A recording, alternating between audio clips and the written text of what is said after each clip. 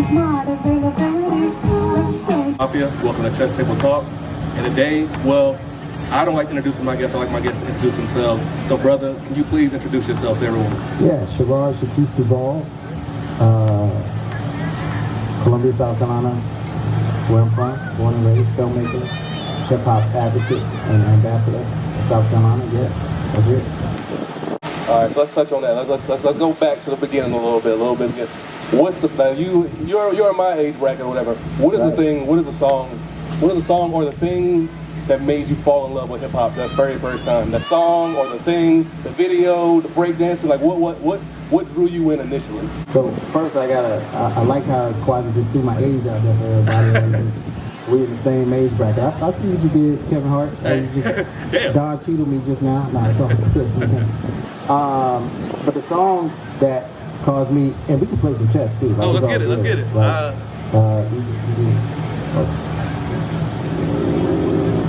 pawns move first, bro. What we doing? we might have to hold off on that. But the question would be, what song, when it came to hip hop, turned me into the hip hop, like, grabbed me? Right. Go Cut Ready to Go by LL Cool J. And I heard that song. My mom would buy me 45s, and I had a little Fisher Price record player when I was, I don't know, this was 1985. Okay. And she had brought me the single on the other side, I think it was Candy. But it was the sounds on Go Cut Ready to Go that just took my brain. I was like, who is making those sounds and how is that happening? And then it was either shortly before that or after that, I always get the memories mixed up, was when I saw the video for Rock Box or Run DMC. Gotcha, yeah. And I don't know if you remember the video, but DJ J Master J was like up on a car and the MCs were down below him. So to the uninitiated, it looked like he was like running like he was like the band, I guess, if you will. Right. Like he was the most important, and they were just rhyming. And so those two things happening within the same relative time frame is what hooked me to hip hop, but at the same time where I was like, I want to be a DJ. Like right. It happened at all at the same time. Because for people that are younger, they don't understand that the DJ used to be the more prominent member. It was always the DJ and the rapper, you know what I'm saying? So the DJ was always first. The DJ was definitely a lot more prominent in the early stages of hip hop. And it's funny to say, like, LL Cool J was like the really first person you got into, because my first favorite rapper of all time is Kool Moe Dee. And because it was Kool Moe Dee, I have a deep-seated hatred for LL Cool J. To this day, like irrational hatred. Like I just cannot stand that dude to this day. That's fair. All right, so like you found your love of hip hop early on or whatever, but what, like, going from this intangible thing, seeing that, like, all right, this thing is cool. How did you take it from an intangible to a tangible and start actually getting into DJing? That's actually a real important story. Shout out to my homeboy Jabril Means. So one of my best friends, and this was in middle school, his cousin Doug, shout out to Doug, was going into the military. Doug was older than Bree and me, and we were like 14, 15 at the time. And Doug had DJ equipment and gave it all to Bree. And so we're in the basement of his parents' house. It's not even the basement. It's like they had like a entertainment room down right. there. We called it the basement because that's where we would go hang out, like after school and stuff. And so he had like two turntables. They weren't matching. One was a 1200. One was like a belt-driven Techniques. He had 2 tape decks with the doors popped off, right? Because that's how DJs used to do back then. And an old mixer. It was like a pyramid mixer with the wood grain top on it. Oh, okay. And I've been wanting to DJ since I was like 7, 8 years old, right? And so when I saw this equipment in the middle of the floor, and he was like, yeah, man, my cousin Doug gave me a DJ equipment. I don't really know what to do with it. And I went to Bree. I know what to do with it. Why don't you give it to me? And he did. Wow. So every time Doug hear that story or Jabril hears that story, they know that it's real, but that's really what happened. Like Bree gave me that equipment. I took it all to my house that afternoon, and that's what created me becoming a participant in hip hop culture. Yeah. Right. And so back then, back in the day, there wasn't a YouTube where you go on and like, all right, how to be a DJ? Enter. Right. So how did you go from having it's one thing to have the tools, it's another thing to translate that into actual music. So how did you learn how to manipulate the turntables and figure everything out? That happened because of the music itself. Like, on one hand, I was in band when I was in middle school. Okay. And so I knew how to count beats. I knew how to count measures. I played trombone. I played drums. I played drums in church. I was one of them kids. And so I already kind of knew how to count. And at the time, I ended up meeting two guys that really became instrumental to my hip-hop trajectory, period. And that was DJ D-Tech and a cat named Vern Large. And Tech and Vern took me in when I was like 14, 15. And when I say took me in, they kind of created like a hip-hop like school for me. Right. And so Tech had two actual 1200s. I didn't. We had two 1200s with a real mixer. Right. Not that the Pyramid wasn't a mixer, real mixer, but it wasn't what real DJs was using, Right. if you will, like pros. And so I used to go over his house all the time, and he introduced me to the world of DJ competition tapes. They were on VHS tape back then. And so it was a combination of me going to hip-hop school with Vern and Tech, because they would always bring up a group or something, and I'm 15, and it was like, you don't know about Fearless 4? And I'm like, who? Oh, we got to tell you about the Fearless 4. Oh, you don't know about Granddaddy IU? I'm like, who? And they put me on the Granddaddy IU. Then they showed me these tapes of DJ Q with a Rock Raider, and so I would start watching these tapes, and then I really got into DJ Premier. So it was like a combination of me putting on a Premier record, and then I would scratch along with his record. Like, that's how I learned how to scratch. Oh, okay. Then I would watch the DJ competition tapes to learn how to juggle and, take my shirt off and go between two turntables, all the stuff that Rock Raider was doing, and mostly Rock Raider, because he was like my superhero. Right. I thought him and Q-Bert was of another world. And so my dream, by the time I was 16, was to win a gold set of turntables at DMC. Like, that's what I would do. And I'm one of those guys that DJing literally saved my life. Like, I was into the street heavy right around this time. Oh, okay. And so DJing put me in the house, because I would just be on the corner selling my little packs or whatever. But when DJing came around and I had them tapes, bro, I wouldn't even realize it's 2, 3 in the morning. You know what I mean? Right. And I'm watching the tape, practicing the routine, playing the tape back, practicing the routine, putting on the Premier record, scratching. Next thing I know, it's 5 in the morning. You know what I mean? So I'm not even going out no more. Tell your true passion. I did. And so that's kind of how that happened, yeah. Okay. So going along those lines where you said that, you are a DJ that, from the golden era, what do you feel about now, like with these people that call themselves a DJ now, but they just got a laptop and they just push and play, or they're not really incorporating any skills in actually DJing? Does that offend you? Does it not bother you? Does it, or are you like, is it just every generation has their thing or whatever, or what? That's how I feel about it. Every generation has their thing, and to me, if you're curating the music for the people at an event, you're a DJ, right? If you're not curating the music, then you're not a DJ. But that's the whole point of being a DJ, is there's a crowd, you are in control of the music. How can you keep that crowd entertained until it's time for them to go home?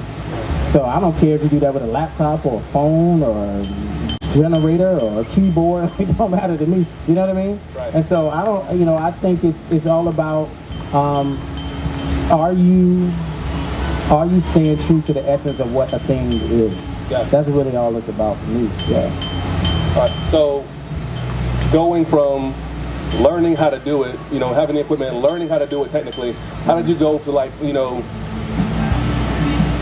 for lack of a better phrase, to get on and start doing bigger things? You're DJing at 103.9. Like, how did you go from that point to getting to, I'm DJing on the radio now? Like, is there a big, how old were you? Like you said, we stopped at 16 just now. Yeah. How old were you when you got on the radio? Bro, I tell everyone all the time, it's all like, I can only be like the most high. Like, I don't know. Like, because of it had something to do with my love for music, but then my knowledge of music, but then the fact that I was kind of I knew how to count measures and I picked up DJing easy, and I used to practice all the time. And so I started DJing gigs when I was 16. By the time I was 16 years old, I was already at a house gig at a strip club called Stompers. I wasn't even old enough to get in the club, and I was DJing 3 nights a week. And so what ended up happening to me was that was how my life continued to go. Somebody would see me somewhere playing, would invite me over here. Prince Ice heard about me, what I was doing, because I started DJing on college radio. Shout out Prince Ice. Yeah, and Ice was like, do you want to spin on BigDM? So he brought me on the BigDM to spin. Somebody heard me playing on the BigDM, and that's how the folks at Hot 103.9 caught wind of me.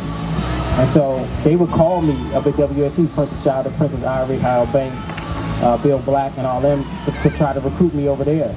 But then when they started recruiting me over there, the PD at DM liked what I was doing with Ice and bring me on. So then he asked me to come over to DM and spin there. And he was like, well, if they having you on as a guest, we want to have you on as a full-time employee. Gotcha. So I never did a demo tape or even when it came to me being on BET and MTV, and that was all like, I'd be at the Russell House DJing and somebody be like, yo, would you like to come to DC or Virginia? And then boom, and then dude saw me spinning in DC and was like, yo, would you like to be on Rap City? Because my boy Shekeese was on, like it was all like that the whole time. Right. So every single time, whether you're talking about Hot 103.9 or the BigDM or DJing on TV, like it was all like somebody saw me spin and then gave me a shot. I took the shot. I would always murk it because that was my goal, was to be the best DJ in the world. Right. So anytime, I thought I was the king of DJ. So anytime I had an opportunity, I'm like, I'm a killer. So it was like, you stay ready, you ain't got to get ready. So whenever you had the opportunity, you took advantage of it. Every single time. I mean, literally, bro, I would walk into a room like I'm better than every DJ here. And you got to keep in mind, I started DJing on radio when I was 17. Wow. I got to Hot 103.9 when I was 18. Wow. Right? So I was stupid younger than everybody else. So by the time I'm 19, I'm not even old enough to drink, but I'm DJing at every state homecoming, College of Charleston homecoming, Francis Marion, I'm doing everything. Yeah. I was on TV by the time I was 20 years old. And so it's like, it all happened just crazy fast. Talk about that time if I'm categorizing it wrong, forgive me. I want to say this is that Charlemagne, Lil Rue, yeah, that whole era right there. That was like the peak. Right, you were DJing right then. Tell me about that time, because that was a kind of a peak time for Columbia right there. Liquids was open, the best strip club. Yeah, Liquids. I used to DJ with Liquids on Fridays nights, sometimes Saturday nights. Okay, yeah. Facts. Shout out to Davine. And that whole team. But talk about that era. Like people forget Charlemagne was here in Columbia. Yeah. Me and Charlemagne had a radio show together. Right. Yeah. Yeah. So the radio show was the Concrete Jungle. It came on Friday nights on the BigDM. That's how I got the name Shekeese the Beast with Charlemagne. I thought it was 103.9. Y'all used to do a show where you could call in a freestyle, right? We was on DM first. Yeah. So I called in one time for y'all, freestyle for y'all one That's time. hilarious. Yeah. We was on DM first. That's where the Concrete Jungle started. And then we went to Hot 103.9. It was the Concrete Jungle show with me and Charlemagne. And Charlemagne has a list. Right. And so he used to always call me Shekeese. And I would go across there's a DJ booth on one side and he has a control room on the other side. And I would go around and be like, bro, it's Shekeese. It's not Shekeese, it's Shekeese. And one day he was just like, Shekeese, you mean like the Reese or the Beast, like the real McCoy. Like Hank McCoy, right? He's in the comic books and stuff. Right. And I was like, whatever, as long as you say Shekeese, I don't care. So he started calling me Shekeese, aka Shekeese the Beast, aka Hank McCoy. Like that was the thing for him to pronounce. So that's how Shekeese the Beast came about. That was when me and Charlemagne was on the BigDM. Yeah. But yeah, talk a little bit. I mean, I want to say it's like 2007, 2008ish. Talk a little bit about that era. And I want to say, was this before? You, Kingpin, and Fat Rat started getting together, with this after? That's after that. Okay, so let's back it up a little bit. Let's get to you, Kingpin, and Fat Rat, because you guys still have a relationship that is still strong to this day. And you guys still perform today. So talk a little bit about that and like how you guys came to be a force in Columbia. Whenever you see me, you see Fat and King. Whenever you see Fat and King, you see me. Whenever you see King, you see Fat and Shekeese. That's just how it is. Love, Peace, and Hip Hop. What we've been able to do with Nonstop Hip Hop Live, like we're just not only are we brothers forever, we're certainly brothers in hip hop forever. And that came about when I was at USC and we were doing a college radio show. Kingpin already had a radio show, hip hop show on, and I heard about WSC, and I was like, yo, I want to be on the hip hop show that they got there. Gotcha. And so I bumped into King, and I was like, yo, can I be on the show with you? And that show became Nonstop Hip Hop Live. So I've always been super ambitious, you know, always thought I was the best. And so I convinced him to be like, yo, we should take Nonstop, actually the radio show was called Nonstop Hip Hop. Right. I was like, we should take it live and do Nonstop Hip Hop Live, because we would have cats coming up to the WSC freestyling and performing. And back then, during that era, you talking 99, 2000, right? This is Rockets Records, like underground music is huge. So Cardinal Official and Black Star and all those people like doing drops for us or wanting to come down and perform and all that. So we would do that live, and then have local artists performing live too. One of the local artists that would come and perform live and hang out Nonstop Hip Hop Live was Fat Rat Bizarre, Street Side Records, and his whole camp. That's when Street Side was huge. And so at that time, that era, when we were doing Nonstop Hip Hop Live and we were doing shows and providing a platform for artists that were local, but also bringing in artists, you know, artists coming out of Nonstop Hip Hop Live would start getting record deals, and that's when Rude started blowing, and that's when Fat went solo and he started blowing, and that's when Charlemagne started. It was him and Frosty by this time, right? As I was knee deep in like doing concerts and shows and stuff. It was the Stupid and Dope Moves thing, right? Stupid Dope Moves was happening at that time. You had Snook the Rockstar at that time. You had, of course, Rude and Lil Broad, and like it was like a South Carolina hip hop renaissance. I mean, even Charleston and what they were doing with Mr. Taylor and Twin. Shout out to Twin and Piezo. Family out there. Piezo, you know, I was Piezo's first cool. DJ. Yo, I don't even know that dude, but that dude is so cold. Yo, like that dude listen to me. Piezo, I tell people all the time, and I love P, and he know I'm telling the truth, because every time I see him, I say this. P is one of the nicest MCs ever. What happened with P was he didn't feel like being nice would get him noticed. Right. But when I first met him in high school, I mean, I was 15, he was younger than me. I used to go over his house and DJ, like with his mom and his little brother T used to be over there. Right. And I mean, he sounded like Busta, but better. Like, imagine if Busta, that was the thing about P, is he led with his accent. Right. But he rapped like Busta. And he was murdering dudes. I mean, it was insane. I was like, yo, so the only song that he really got, if you know Piezo history, where he rapping like that, you got to go to a song he had called They Don't Know. It was like one of the first songs he ever came out with. And then after that, he rapped like the P we all know now. Yeah. But when P first started, I'm talking about, I doubt as an MC that could really see him, because he was so incredibly raw and creative, and he had a real creative mind. Like this nigga used to ride around the car freestyling. And I mean, we be riding around the city, like through stoplights and everything. He just going. I'm like, yo, this kid is incredible, and he rapping in his own voice. Right, and he got a crazy voice. He got a crazy voice. He is he's one of the unheralded champions of South Carolina hip hop, and he know I love him forever. His mom, really shout out to Miss Martin, Ken, shout out to T. You know I love y'all forever. That's like family to me. Yeah. We gotta definitely do some of that guy. That's one person I haven't met in Columbia. I'm like, I really enjoy that dude. Man, all you gotta do is go to the river, you'll bump into P. Touch me. At the store, at the grocery store, he always be around. Right. So you went from the UFAT and Kingpin doing y'all thing or whatever, and then so how did it go from that to the thing with Charlemagne? Was it just a natural progression when you got to 103.9 from the BigDM? So I was on the radio with Charlemagne before Nonstop Hip Hop Live. Because he came from Charleston, right? Let me think. Because this is all in the same era. This is all somewhere between 1998 and 2002. This is all in that world. And I started at USC in 98. But I was already on DM by the time I started at USC in 98. So I was, 18, 19 years old. I was already on radio. And so Charlemagne had just came up from Charleston to do the show. But Nonstop Hip Hop Live didn't really get started till 2001. Okay. Right? So I was on radio prior to that. And it was Nonstop Hip Hop Live and Hip Hop Family Day that kind of, I was kind of had my own thing.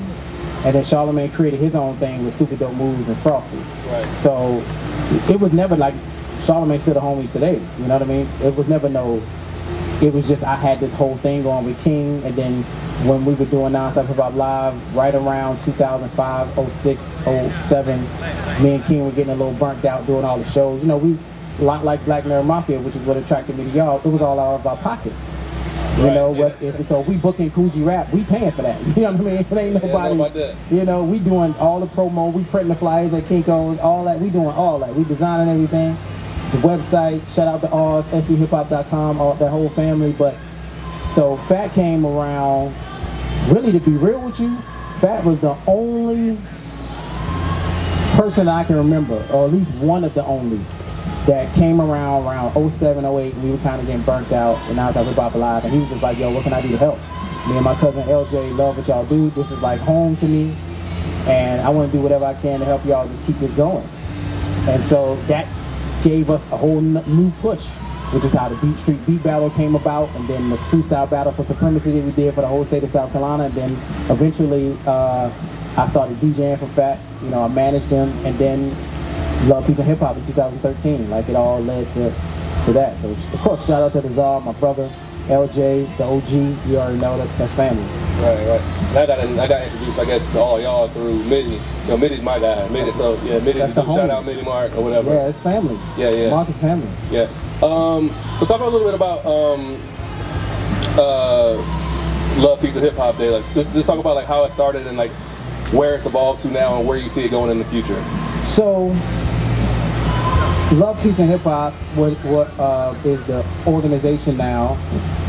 World famous Hip Hop Family Day is the event now, and that started out because simply Columbia didn't really have a place for Columbia artists to perform, and Fat was on the show at Wet Willie's for the Free Times Music Crawl, and Wet Willie's decided they didn't want to do hip hop at the last minute. They moved the stage to another venue, and that, you know, everybody wanted to protest. And it's a long story that either we're going to do a doc about it. I think Fat's writing something up on it. So I won't go all the way into details, but to make a long story short, Fat had the idea to be like, yo, why don't we just do like a hip hop show so we can show people what hip hop really is. Right. And then my crazy behind was like, why don't we do a festival? You know what I mean? He just wanted to do a show that was free for the community. You know what I mean? Right. I turned it up a notch.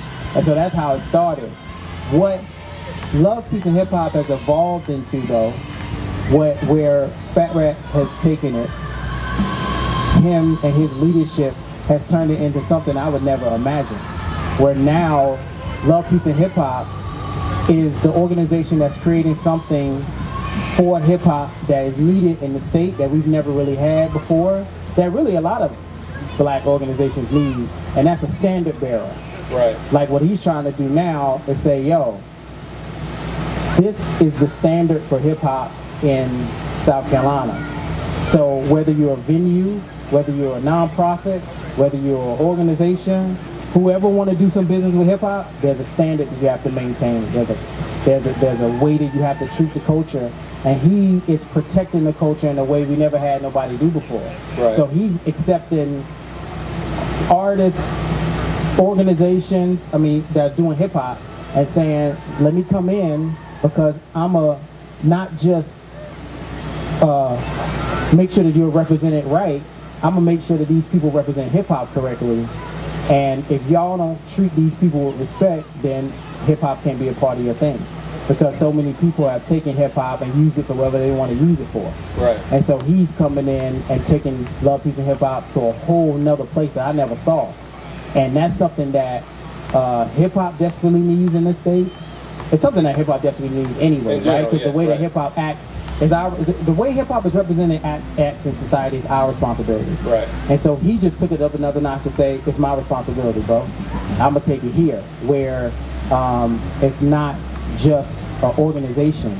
We're the standard bearer for the culture, and anybody that wants to, that's an artist or whoever that's doing culture, yo, hook up a Love, Peace, and Hip Hop so we can make sure that the advertising is right, so that you're treated right, so the pay is right, you're respected, but at the same time, we're going to make sure these organizations are not going to use and abuse hip hop any way that they want to. Right. You know, and he has realized the power of what that means to have a standard for the culture.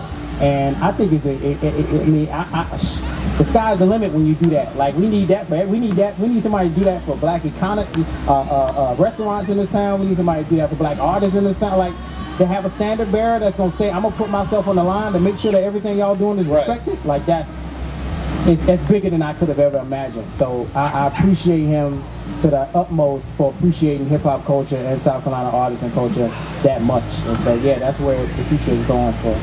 I think, you know, you could probably be more specific, but I'm a big picture that thing. Right. Yeah, we just let it go all the chest, man. My bad, bro. It's your turn. I was waiting for you, man. It's your turn. Nah, man, I already went. You went there, and I went right here. Yeah. Oh, okay, you did. I'm sorry, my bad. I was running my mouth. Go ahead. All right, so now you're transitioning into more TV things, to TV, movies, like behind the camera. How did you make that transition from going from behind the turntables, behind the mic, to being behind the camera? So, long story short, when I was at USC, I was a film major, media arts major with a focus in film. But because I was on the radio, I was Shekeese the Beast. Nobody thought I was actually going to school to go to school. They thought I was just hanging out on campus. People would be like, oh, look, I saw Shekeese the Beast walking around campus today. Right. Like you go here. And I'm like, nah, I actually do. And so when I was in school way back in 2001, before I graduated, I was already taking like PA, production assistant jobs on sets, on big commercial sets and things of that nature.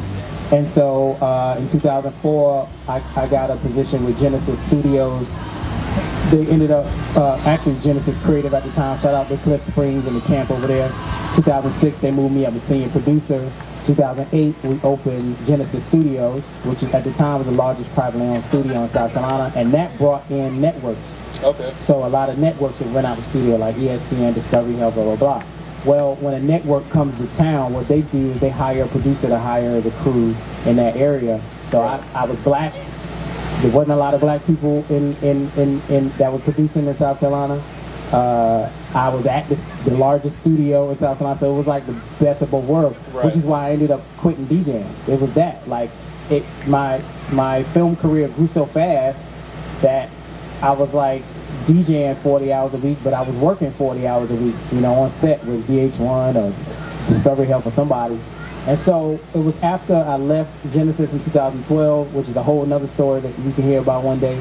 Right. And I went to the NIC as their first director of media education to build up the media education programs there. I got introduced to documentary. And when I was working with the ESPNs and MTVs and all those people, my specialty was reality, documentary style. But when I got to the NIC and I saw what type of budgets documentary films had, I said, yo, I could take what I learned working in the industry, take this love I now have for documentary, mix that with the love that I got at the NIC of media literacy and media literacy education, and then the strategy, learning how to strategize at Genesis, and I put all of that into what first was OTR Films. Once again, shout out to the Czar, helped me come up with OTR Films and that whole, when we launched that, and then that evolved in 2018 into OTR Media Group. Okay, got you. So going forward, what media projects do you have? Do we have? Can you point to going forward that either that you have some hand in? Yeah, I think right now I'm trying to think what I can talk about. I can talk about let's see, what can I talk about? I can talk about my buddy Emily Harold. She's the director that did the Jamie Harrison doc and the Bakari Sellers doc. She's working on a doc right now that we're helping her with production on. So that's in production right now. We're doing some stuff for the Columbia Metropolitan Airport that I can talk about. We're doing some work with the South Carolina Broadband Office, Riggs and Mad Monkey, with the broadband initiative that they're doing right now across the state of South Carolina. We're working on some short doc testimonial style stuff for that. Developing some media literacy curriculum for the Boys and Girls Club of South Carolina. Okay. And so, yeah, those are some of the things that we're doing right now that people can check out. You know, we're on Instagram and Twitter and everything, so people can follow OTR Media Group. We try to stay pretty current with social and let people know what's happening with the company. Yeah. Got you. All right. Now, normally I ask everybody this question or whatever, and I ask them one particular question, but I'm gonna ask you two. We have to do it twice. Can you give me your top 5? I always ask everybody for their top 5 at the end. I need my top 5. So I want your top 5 in general, of course. MCs. All right. But then give me your top 5 because you are somebody that is of the culture and has been there for a long time in Columbia. Give me 5 Columbia artists that you love. Just Columbia? Just Columbia. No, 5 Columbia artists. Not South Carolina? And then not South Carolina. Oh, I guess. Okay, I'll do 5 Columbia, and then give me your top 5 in general. So if I top was going to say top 5 Columbia artists, no Piezo and Farrah Dazar is on the list, obviously. Right. You know, right. I was P first DJ. Farrah Dazar is my brother. Oh man, he ain't from Columbia though. I'm gonna say DJP, B Junction Project, even though it's a group. Okay. Shout out to Ox, Unknown, Scotty Wilson, Scotty P, the homie Tayson, I love you. But I will put them at 3, even though they're a group. I would say 4, I gotta go with my cousin Lil Broad, because he's my cousin. Gotcha. And I'm gonna pick somebody new, because I like Mila. I think Mila's one of the best artists in the country right now. I just think she hadn't really been discovered yet. She right over But there. She right behind you. 5, Yeah. I know a lot of people in Columbia probably be mad at me for that 5, but I'm biased, and I think I got the gray hair to prove that I can be that now. So I hold that. Now Miller, that last Miller album, that album, I would say I would have put that album up against anybody's album. Period. That album was crazy. It was amazing. People on the album every day. Every other week. You can push play on that album and just let it ride. Yeah. That's like I said, it ain't just local about anybody anywhere. If anybody watching this, Mila got a song on that album called Closed Mouths Never Get Fed. If anybody want to know how Mila is, and you watching this podcast, and however you're hearing it, just go look for Ben Mila Closed Mouths. And that's all I got to say. There we go. All right, now I need the top 5 in general, and then we gonna top 5 in general. My favorite rapper of all time, unbeknownst to most people, is Lord Finesse. So Lord Finesse is gonna be in my top 5. The greatest rapper I think to ever live or hold a microphone, which is KRS-One, is in my top 5. Next to KRS-One, I gotta put the Brooklyn, everything Brooklyn. Of course, Notorious B.I.G., aka Biggie Smalls. Right. I can't have a top 5 without the God Rakim. Right. Because where we would be without Rakim Allah. And if I had to pick a number 5, I think I would have to go with, I want to pick somebody newer that I think is going to have, and I know people might feel some type of way about this, but I think what this brother has been able to do is going to put him in the top 5 of any category once it's all said and done. I'm going to go with Drake.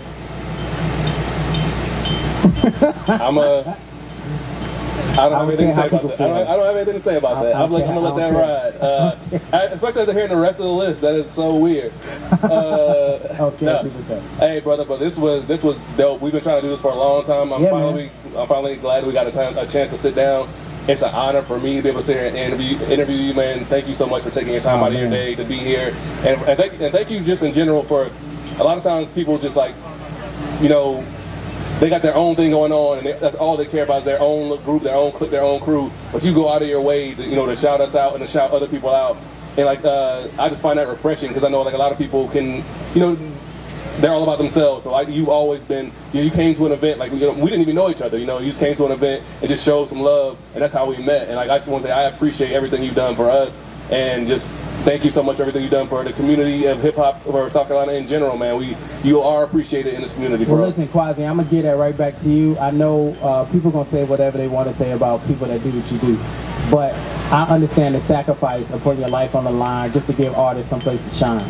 And that's so incredibly important. Like, artists need a community. And what you're doing for the artists here in Columbia, South Carolina, you're creating a community space for them to congregate, to perform, to meet other artists, to chill in the corner and think about getting on the mic. Right. And that's incredibly, so you might not feel it now, but the impact you're going to have on people's lives for the next 15, 20, 30 years is something that I'm just starting to feel now. So I understand it looking back in hindsight. So thank you. I'm happy I can support whatever y'all are doing. I'm a phone caller, you already know, all the time. I'm trying to do whatever I can to help make y'all life a little bit easier so you can keep that thing going, bro. I appreciate it. And be glad we didn't finish this game because I see where it was going already. And yeah. But hey, my brother, I appreciate you. All right, Quas. And Chess Table Talks, we out. Thank you, Quas. Thank you so much. Thank you, man.